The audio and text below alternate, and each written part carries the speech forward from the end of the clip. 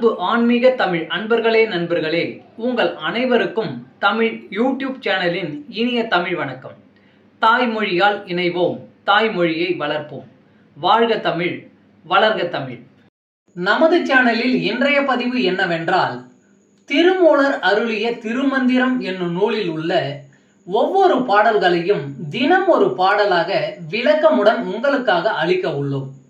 இப்பாடலினை இறையன்போடு கேட்டு பயன் அடைய வேண்டியும், இப்பாடல் பதிவு உங்களுக்கு பிடித்திருந்தால் லைக் மற்றும் ஷேர் செய்து ஆதரவு அளிக்க வேண்டியும், இதுவரை இந்த சேனலுக்கு நீங்கள் சப்ஸ்கிரைப் செய்யவில்லை என்றால் சப்ஸ்கிரைப் செய்து ஆதரவு அளிக்க வேண்டியும் அன்புடன் கேட்டுக்கொண்டு இப்பதிவினை தொடங்குகிறேன். வாருங்கள், தினம் அறிவோம் திருமூலரின் திருமந்திரம். திருமந்திரம் என்னும் நூல் திருமூலரால் தமிழில் அருளப்பட்ட சிவ ஆகமம் ஆகும். சைவ திருமுறைகளின் வரிசையில் திருமந்திரம் 10வது திருமுறையாக வருகிறது. 9 தந்திரங்களாக வகுக்கப்பட்ட இந்நூல் 3000 பாடல்களை கொண்டது. திருமந்திரம் பக்தி பிரபாவத்தில் ஆரம்பித்தாலும் அடுத்து உபதேசம், தத்துவம், யோகம், தியானம், சக்கரம், ஞானம் என்று பல விஷயங்களை பற்றி பேசுகிறது. திருமூலர் யோக பயிற்சி தரும் விதம் சுவாரஸ்யமான நடை. அவை வெறும் சூத்திரங்களாக இல்லாமல் படிப்பவர்களுக்கு உற்சாகம் தரும் விதமாக அதன் பலன்களையும் சேர்த்தே சொல்கிறார். இவ்வளவு பெருமைகளை கொண்ட திருமந்திரம் என்னும் நூலில் உள்ள பாடல்களை ஒவ்வொன்றாக விளக்கமுடன் இங்கே நாம் அறிந்து கொள்ளலாம். சைவ சமய திருமுறைகளில் 10ஆம் திருமுறையான திருமூலர் அருளிய திருமந்திரம். முதல் தந்திரத்தில் இருந்து 195 முதல் 200 வரையிலான பாடல்களும் அதன் விளக்கமும். பாடல் எண் 195. முக்திக்கு மானிட பிறவியை விட சிறந்த வழி ஏது? ஆம் விதி நாடி அறம் செய்யுமின் அந்நிலம் போம் விதி நாடி புனிதனை போற்றுமின் நாம் விதி வேண்டும் அதென் சொல்லின் மானிடர் ஆம் விதி பெற்ற அருமை வல்லார்க்கே. பாடலின் விளக்கம். இந்த உலக வாழ்வில் நாம் நலம் பெற புண்ணிய காரியங்களை செய்வோம். நம்முடைய இறப்பிற்கு பிறகு முக்தி நிலையை அடைய புனிதனான அந்த சிவபெருமானை நாடி வணங்குவோம். முக்தி அடைய நாம் ஒரு வழிமுறையை தேடினால் அதற்கு இந்த மானிட பிறவியை விட சிறந்த வழி கிடையாது. மானிடராய் பிறப்பது எவ்வளவு அருமையான விஷயம் தெரியுமா? இதை உணர்ந்து நாம் அந்த சிவனை நாடி இருந்து நம் வாழ்நாள் முடிந்தவுடன் முக்தி நிலையை அடைவோம்.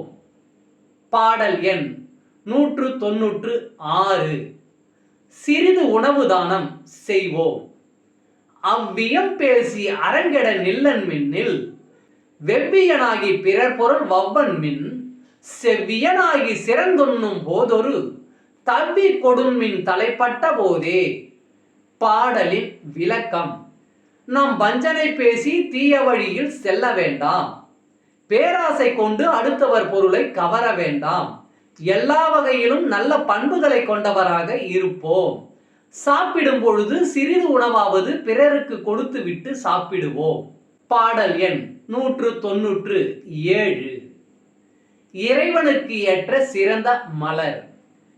பற்றாய நற்குரு பூசைக்கு பன்மலர் மற்றோர் அணுக்களை கொல்லாமை ஒன்மலர் நற்றார் நடுக்கற்ற தீபமும் சித்தமும் உற்றாரும் ஆவி அமர்ந்திடம் உச்சியே. பாடலின் விளக்கம்.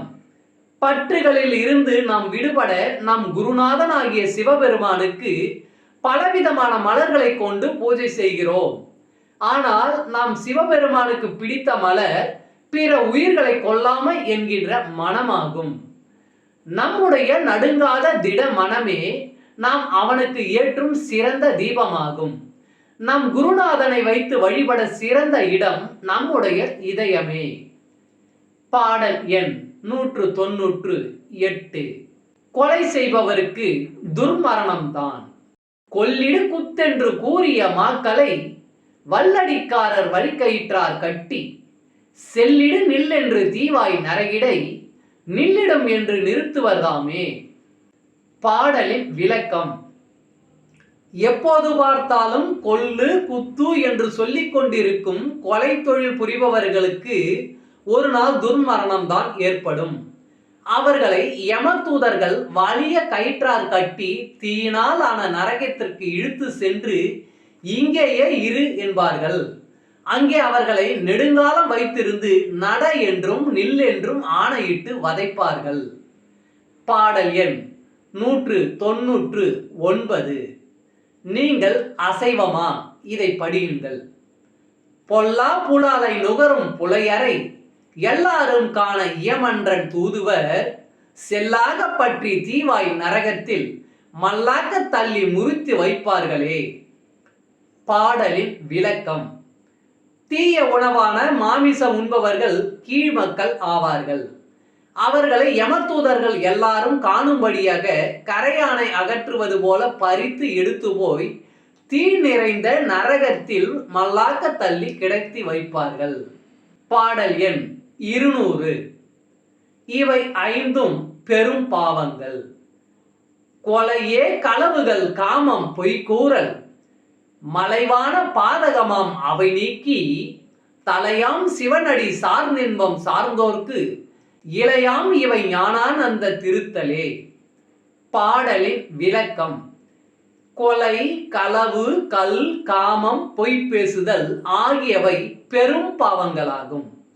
அவற்றை விலக்கிவிட்டு நம்முடைய மேலான தெய்வமாம் சிவபெருமானின் திருவடியை பற்றி இன்பத்தை உணர்வோம்.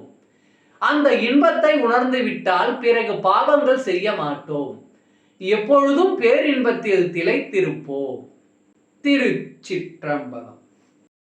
அன்பு ஆன்மீக தமிழ் அன்பர்களே, நண்பர்களே, இவ்வீடியோ பதிவினை கேட்டு இன்புற்று ஆதரவு அளித்த அனைத்து தமிழ் உள்ளங்களுக்கும் எங்கள் உள்ளம் கனிந்த நன்றி.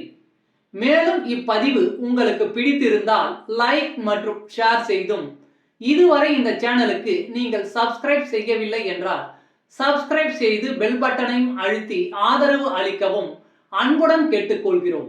மிக்க நன்றி. அடுத்த பதிவில் உங்களை விரைவில் சந்திக்கும் வரை உங்களிடமிருந்து விடை பெறுவது தமிழ் யூடியூப் சேனல்.